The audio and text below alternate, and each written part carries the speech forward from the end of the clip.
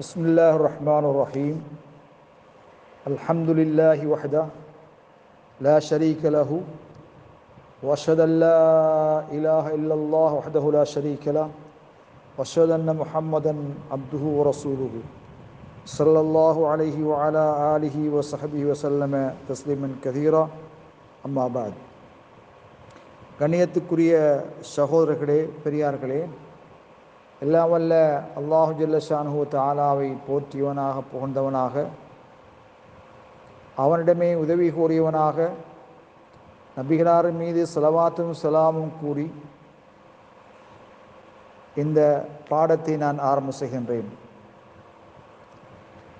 அல் குனூத்து ஃபி ஸலாத்தில் ஃபஜ்ரி, ஃபஜ்ரு தொழுகையிலே குனூத் ஓதுவது பிசிஃபத்தின் முஸ்தமிர்ரத்தின், தொடரான வர்ணனையிலே, தொடராக சுபஹுத் தொழுகையிலே குனூத் ஓதுவது லிகைரி சபபின் ஷரஈன், உரிய மார்க்க காரணிகள் அன்றி ஓதுவது நபிகளாருடைய வழிமுறைக்கு மாற்றமானதாக இருக்கும்.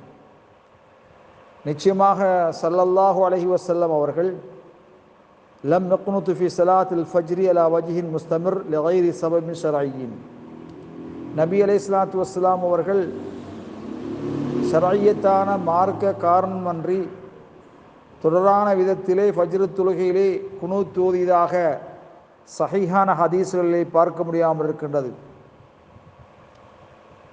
அதே நேரத்தில் நபி ஸல்லல்லாஹு அலைஹி வஸல்லம் அவர்கள் சபத அன்ஹு மினல் குனூத் ஃபில் ஃபராயில், ஐங்கால தொழுகையிலே நபி அலைஹிஸ்ஸலாத்து வஸ்ஸலாம் அவர்கள் குனூத் ஓதியிருக்கின்றார்கள். அதற்குரிய காரணம் இருக்கின்ற போது, அப்படியாக இருந்தால் முஸ்லீம்களுக்கு ஏதாவது துன்பங்கள், துயரங்கள் ஏற்பட்டிருந்தால், முஸ்லீம்களுக்கு ஏதாவது பசி, பட்டினி, கடும் நோய்கள், நொம்புலங்கள், கோலரா போன்ற நோய்கள், தாவுன் போன்ற பொக்களங்கள் ஏற்பட்டிருந்தால் அது நீங்குவதற்காக தொழுகையிலே பிரார்த்திக்கலாம், ஐங்கால தொழுகையிலே பிரார்த்திக்கலாம். கண்ணியத்துக்குரிய சகோதரர்களே, ஃபஜ்ரு தொழுகையிலே குனூத் ஓதுவது ஏற்கனவே நான் கூறியது போன்று உரிய காரணம் இருக்க வேண்டும். காரணம் என்றால் ஐன்சில பில் முஸ்லிமீன் நாசிலத் மின் அவாசில் தஹர்,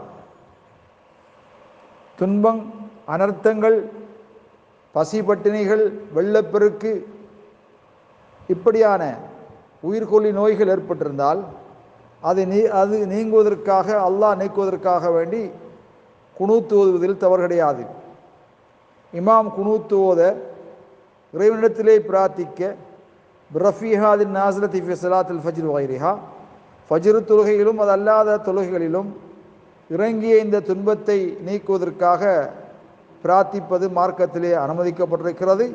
காரணமன்றி பிரார்த்திப்பது குனூத் ஓதப்பட மாட்டாது. இதான் மிக சரியான கருத்தாக கருதப்படுகிறது.